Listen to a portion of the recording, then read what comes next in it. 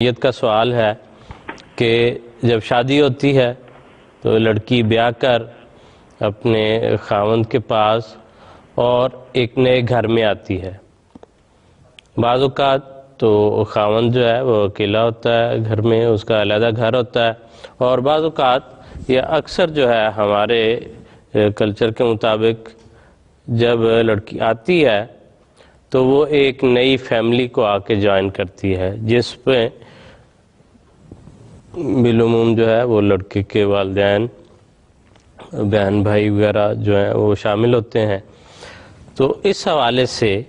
یوسف آفتاب صاحب نے سوال جو ہمیں بھجوایا، وہ کہتے ہیں کہ کیا خاوند کے والدین کی دیکھ بھال اور خدمت کرنا بیوی کی ذمہ داری ہے، یا ان کی ذمہ داری مکمل طور پر لڑکے یا خاوند پر عائد ہوتی ہے؟ تو کلسا اس حوالے سے آپ کی خدمت میں عرض ہے کہ آپ براہ کرم وضاحت فرما دیں۔ جی، قرآن کریم سورت نساء کی آیت نمبر 35 میں فرماتا ہے فَالصَّالِحَاتُ قَانِتَاتٌ حَافِظَاتٌ لِلْغَیبِ بِمَا حَفِظَ اللہ، کہ نیک عورتیں قرآن کریم کی نگاہوں میں صرف وہ ہیں جو اپنے خاوندوں کی فرما برداری کرتی ہیں اور پوشیدہ امور کی حفاظت کرتی ہیں۔ سیاق و سباق سے یہاں پتہ چلتا ہے کہ آیت کریمہ کے اس جملے میں فرما برداری سے مراد خاوند کی فرما برداری ہے۔ اب خاوند کے والدین، ان کا خاوند کے لیے کیا مرتبہ ہے ادروے شریعت؟ قرآن کریم نے والدین کے بارے میں فرمایا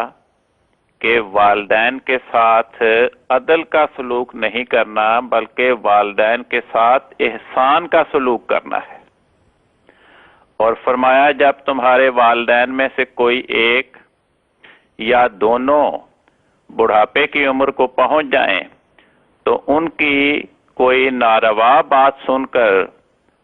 ان کو اف تک نہیں کرنا اور نہ ان کو ڈانٹنا ہے، بلکہ فرمایا کہ اللہ تعالیٰ کی رضا باپ کی رضا میں ہے اور اللہ تعالیٰ کی ناراضگی باپ کی ناراضگی میں ہے۔ ایک مقام پر فرمایا کہ جنت ماں کے پاؤں کے نیچے ہے۔ یہ ماں باپ کا درجہ ہے، خواہ وہ خاوند کے ماں باپ ہوں یا بیوی کے ماں باپ ہوں۔ اور احادیث میں لکھا ہے کہ سنن ابن ماجہ کی حدیث ہے،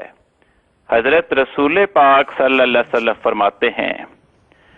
اگر میں کسی انسان کو سجدہ کرنے کا حکم دیتا تو بیوی کو حکم دیتا کہ وہ اپنے خاوند کو سجدہ کرے۔ اس آیت میں بیوی کے خاوند کی اطاعت کو ایک تشبیہی انداز میں سجدہ کرنے سے بیان فرمایا ہے۔ فرمایا اگر میں کسی انسان کو سجدہ کرنے کا حکم دیتا تو بیوی کو حکم دیتا کہ اپنے خاوند کو سجدہ کرے۔ فرمایا اگر اس کی مثال مزید دی اگلے جملے میں، فرمایا اگر کوئی خاوند اپنی بیوی کو حکم دے کہ یہ ملبے کا ڈھیر اس پہاڑ سے اٹھا کر اس پہاڑ تک رکھاؤ، اور پھر جب وہ اس ڈھیر کو اس پہاڑ تک پہنچائے تو پھر خاوند کہے کہ اب اس کو یہاں سے اٹھاؤ اور واپس پہلے پہاڑ تک لے جاؤ، تو فرمایا بیوی کو خاوند کے اس حکم کی پابندی کرنی چاہیے۔ اس حدیث نبوی میں خاوند کی اطاعت کس اعلیٰ درجے کی ہونی چاہیے اسے بڑے ہی خوبصورت انداز میں تمثیلی طور پہ بیان کیا گیا ہے۔ حضرت مسیح موعود علیہ السلام فرماتے ہیں، ملفوظات کی 5ویں جلد کا یہ میں اقتباس سنانا چاہتا ہوں۔ حضور نے فرمایا عورت پر اپنے خاوند کی فرما برداری فرض ہے، نبی کریم صلی اللہ علیہ وسلم نے فرمایا ہے کہ اگر عورت کو اس کا خاوند کہے کہ یہ ڈھیر اینٹوں کا اٹھا کر وہاں رکھ دے، اور جب وہ عورت اس بڑے اینٹوں کے انبار کو دوسری جگہ پر رکھ دے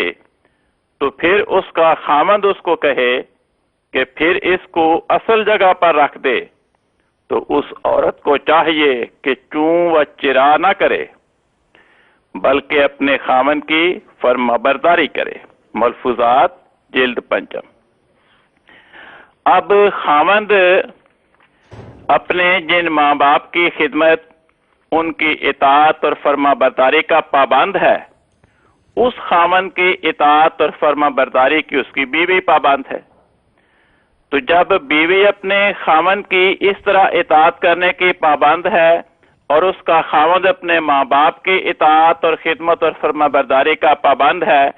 تو دونوں باتوں کو جوڑنے کا نتیجہ کیا نکلے گا کہ بیوی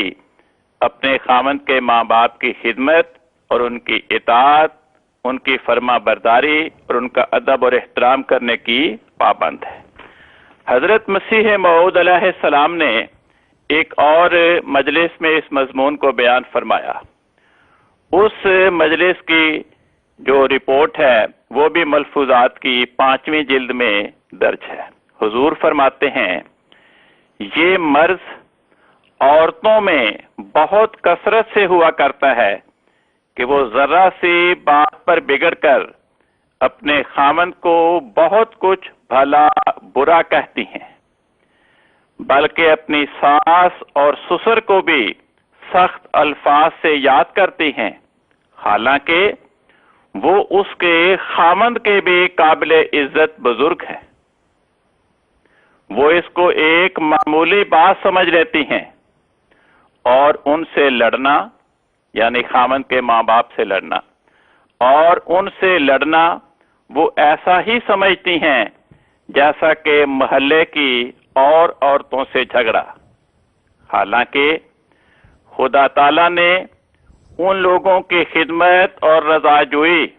ان لوگوں کی خاوند کے ماں باپ کی، فرمایا خدا تعالیٰ نے ان لوگوں کی خدمت اور رضا جوئی ایک بہت بڑا فرض مقرر کیا ہے۔ فرمایا اس لیے ہر عورت کو چاہیے کہ ہر وقت اپنے خاوند اور اس کے والدین کی خدمت میں لگی رہے۔ فرمایا خدا تعالیٰ نے انسان پر 2 ذمہ داریاں مقرر کی ہیں، ایک حقوق اللہ اور ایک حقوق العباد۔ پھر اس کے 2 حصے کیے ہیں، یعنی اول تو ماں باپ کی اطاعت اور فرما برداری، اور پھر دوسری مخلوق الہی کی بہبودی کا خیال۔ اور اسی طرح ایک عورت پر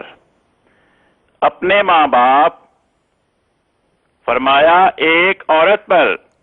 اپنے ماں باپ اور خاوند اور ساس سسر کی خدمت اور اطاعت، بس کیا بدقسمت ہے، یعنی وہ بیوی کتنی بدقسمت ہے۔ فرمایا پس کیا بدقسمت ہے جو ان لوگوں کی خدمت نہ کر کے حقوق عباد اور حقوق اللہ دونوں کی بجا آوری سے منہ موڑتی ہے۔ جی بالکل ٹھیک، کون سا جزاکم اللہ۔